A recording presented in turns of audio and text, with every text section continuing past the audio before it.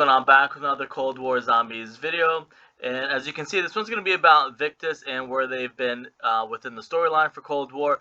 And I'm going to kind of almost say this in advance. It's going to be like pulling off a band-aid, where I think we all had hopes for Victis returning, but in actuality, it's going to be the truth about what went on with Victis.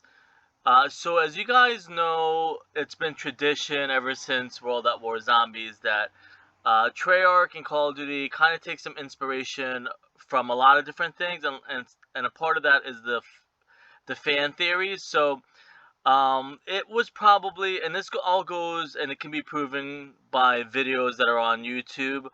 But I'm not going to show any of that. Again, it's kind of, as they say, neither here or there. It's just kind of uh, it is what it is. What happened has happened, and there's nothing you can go back and do about it. So there's no point of showing what those videos are, but you can find it, you can search it. So I'm going to tell you what happened. I'm not going to be specific about the people or the videos.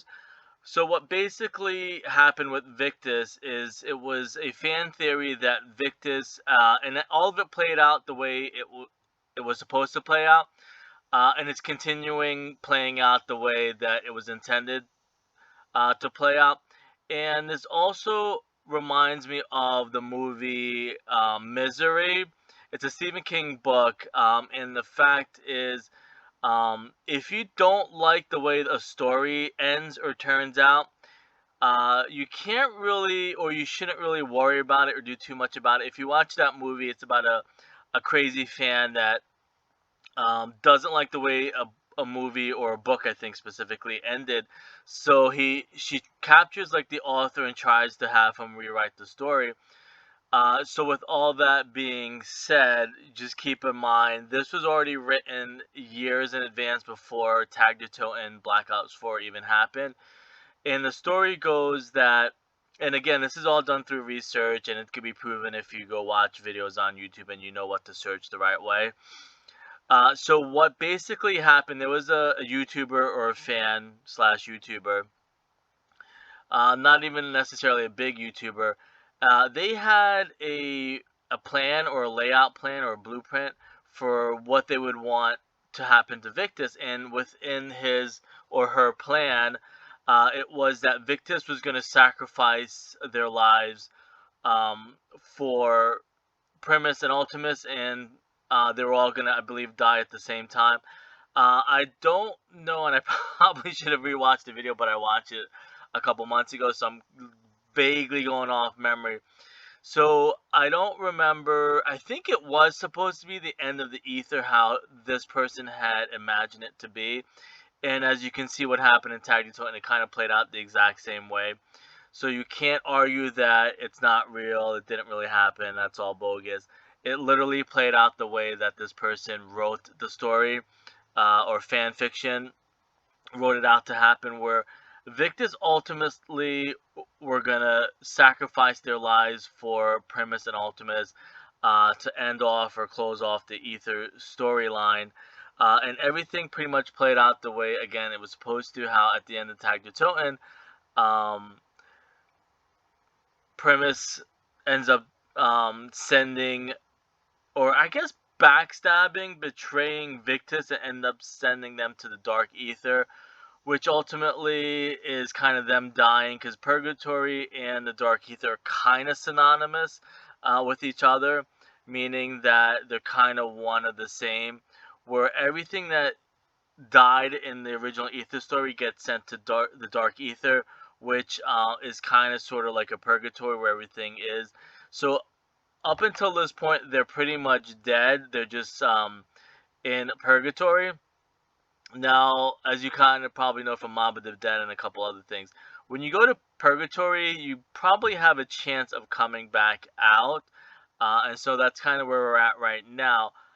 However, the fact that, I guess it's kind of up in the air, that the fact that they ended up sacrificing themselves for the crew and to destroy the summoning key and the multiverse and all that ends up being true. So it's at the point where like that might have actually been the end of the Victus crew, that they made the ultimate sacrifice. And there's a couple movies about it too, where like if you're trying to cleanse your soul, you want to do the right thing and make the ultimate sacrifice, not necessarily for yourself, but for the good of other people.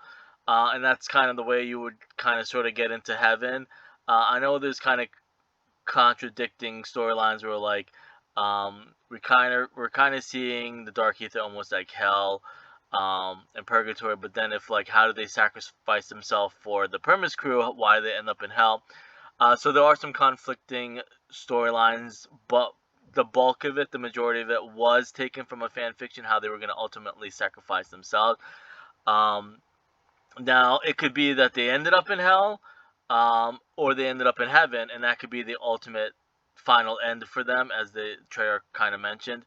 It's just a matter, maybe they'll never tell us if they ended up going to hell or heaven. But being that, like, there's a lot of intertwining storylines, because it could be that, again, Primus and Ultimus are kind of notorious for backstabbing other crews.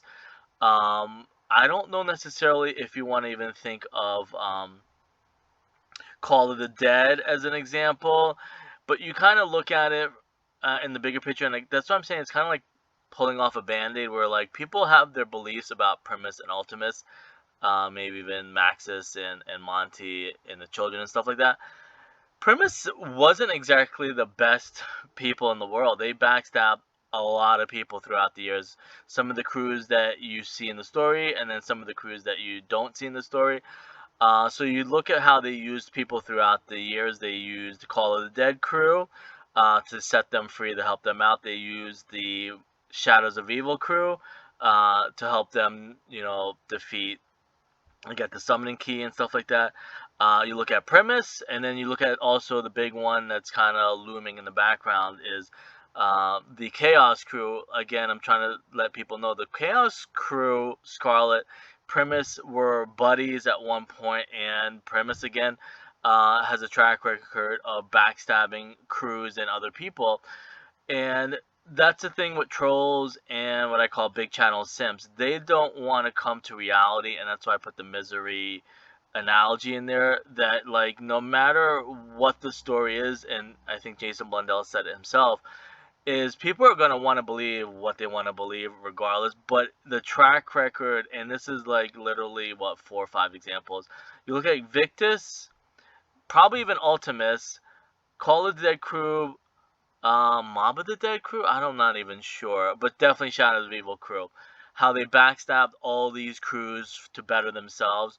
Now, if they're inside somehow the Dark Ether, and maybe they're gonna backstab Requiem, or maybe they're gonna backstab another crew to get themselves out of the Dark Ether, or another version of Primus getting themselves out of the Dark Ether and backstabbing another crew. I don't know if that's gonna happen. But the thing that I want to point out to a lot of people is, don't be so sure that Victus is coming back. They could have got sacrificed or backstabbed for Primus, and then maybe it was like pointless, because Victus ended up dying anyways and going to the Dark Ether. So that's kind of where we're at right now. And again, I want to point out, which is kind of an off topic. You got to look at other video games, and I pointed it out with Back for Blood. There's like maybe half of Victus inside Back for Blood.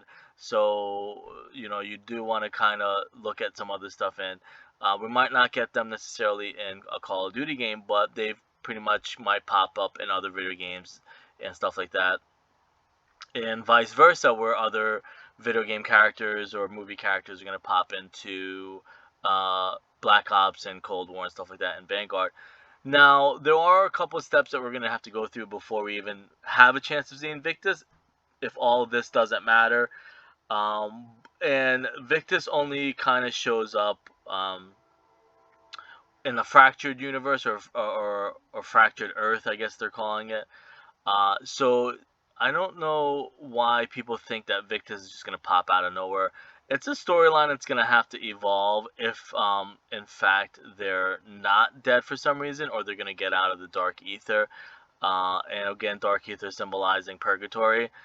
Because the storyline has always been from Dante's Divine Comedy, which is Inferno, Purgatory, and Paradise. So the next game is Paradise. So for some reason, we see Victis there. Now, I wouldn't necessarily say that Transit Green Run is exactly a paradise, unless they get sent back to Green Run prior of the destruction of Hanford site and all that stuff, and the way Transit ended up being. I mean, they could do something like that where they end up getting sent back to Green Run, which is maybe considered like a paradise. And the other fact is that we're running out of time. There's only a couple, maybe one or two DLCs left. Um, and I don't know if they're necessarily going to bring them back. Or I'm pretty sure they're not going to bring them back. I'm still trying to sugarcoat it so people don't get too upset. But you have to look at the facts that, it was written from a fan a year or two before. A YouTuber saw his fan 2 years, maybe a year, or maybe 2 years, maybe in a couple months before the Tag the Totem map and Black Ops 4 even happened. And you have to realize it's people that actually get invited and have one-on-one conversation with the writers and the devs at Treyarch, not necessarily work at Treyarch. They had written it into the storyline that they wanted Victis to again make the sacrifice to, help help Premise destroy the multiverse and stuff like that. I'll probably end up going back and rewatching it to see exactly what the wording was, or as far as what would happen, what the idea would have happened after Victis made the sacrifice, and that's why we're not seeing them, um, since Tag the Totem. Anyways, I'm gonna leave it at that. If that makes any sense, let me know. If you know anything else that might help explain all this, let me know. I'll see you guys later.